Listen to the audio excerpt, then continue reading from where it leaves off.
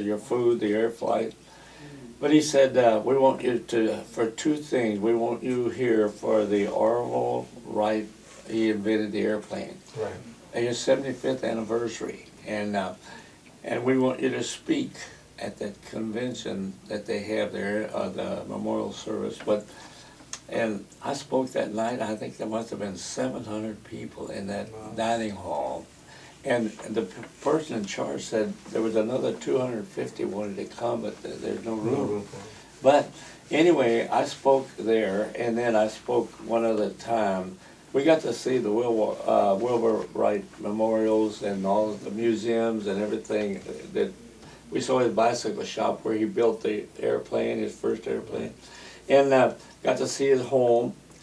And then I got to speak at the oldest men's club in the United States, and by years. And it was the Engineers Club of Dayton, and that's how it was established, and it was that way. But it was a fun to even go and speak to that group. It was some older people.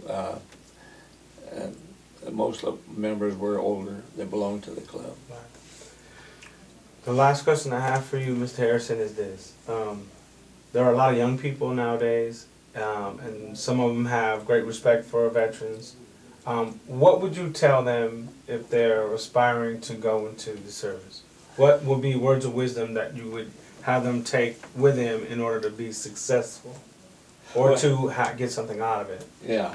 Well, I think we live in the greatest country in the world, the United States of America, and I'll tell you what.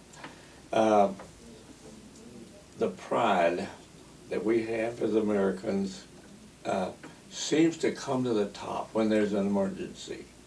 And we want to do everything individually, everything you can do to preserve life and to don't let the enemy come in, take advantage.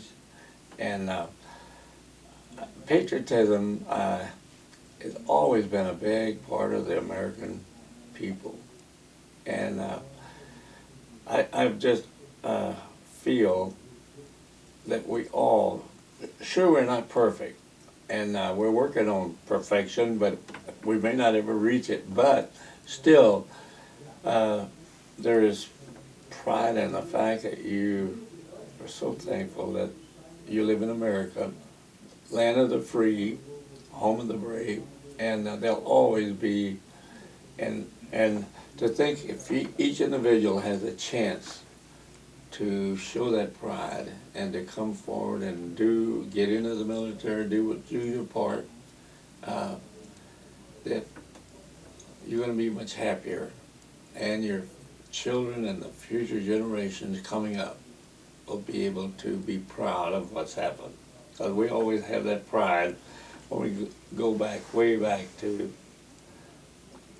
Daniel Boone and the horse rider in the early days, and also the heroes and the people that have played a part in keeping us free.